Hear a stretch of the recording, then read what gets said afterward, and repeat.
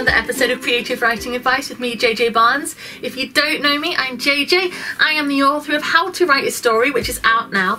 I take you from the beginning of your story all the way through to the end, through the midpoint, everything in between. And then I cover writer's block and how to edit your book as well. My goal is to try and get more stories out into the world and to make you feel confident to finally tell that story that you've always wanted to write. So today I'm going to be talking to you about how characters respond to failure. Because how you respond to failure will tell you a lot about your character. A positive character, a protagonist, somebody who is on a journey to achieve their goals, will respond to failure by acknowledging where they went wrong and trying to do better next time. They might still fail, but they will keep improving and they will keep learning and they will just keep trying to get what they want. They're motivated, they care about it, they recognise where they've gone wrong. A negative character, an antagonist character, will respond to failure by blaming other people. I failed because of you. And they will try again and they will try and get what they want, but instead of trying to improve who they are as people and learn, they will replace the people or punish the people around them so that people start trying to enable them. They start trying to get the antagonist what they want by doing it for them, by being better at what they're doing.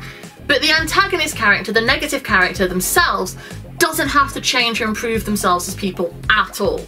They get to stay the same and make other people do the work.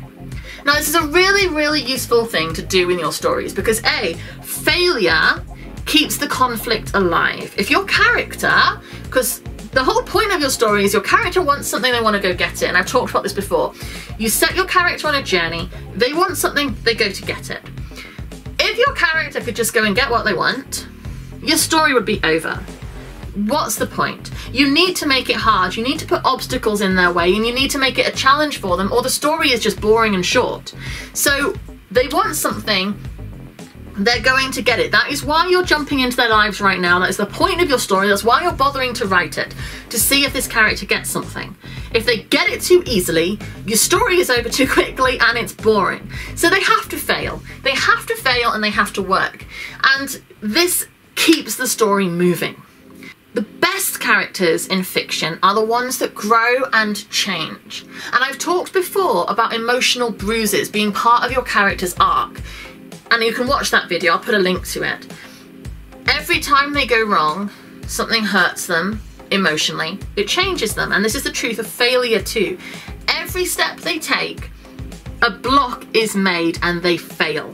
Something stops them getting it and they try again and they improve and change as people. Their arc is so key to who they are as good characters.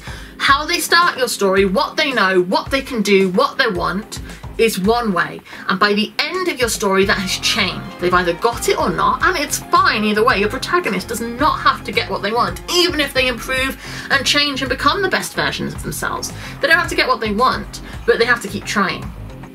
And by the end of the story, they have learned, they have grown, they have new skills, they have new knowledge, they have new people in their lives. They've learned who is harming them, perhaps. Toxic friendships are a good one to include in this. Toxic friends blocking them and trying to stop them getting what they want. The failure is what forces them to grow and change and improve as people.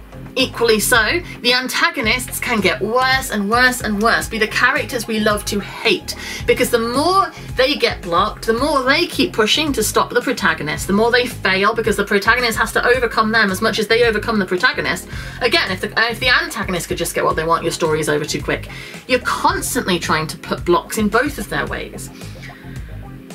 As they grow and change as people, the antagonist becomes worse because they respond to failure differently.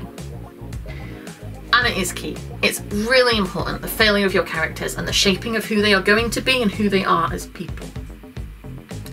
I hope this has been helpful to you. I hope it has been interesting.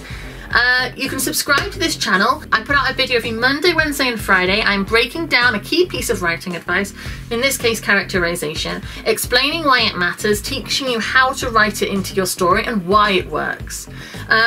Yeah, so you can find me on my website, which is jjbarnes.co.uk. Over there you'll find links to my writing advice blog, all the books, film and TV work that I'm doing, as well as everything else, and my social media. You can come and chat to me, talk to me, what storycraft things do you want me to talk about, and I will do my best to do a video that will teach you what you need to learn and hopefully be entertaining while I do it. Yeah, thank you very much for watching, and I will be back again soon. Bye.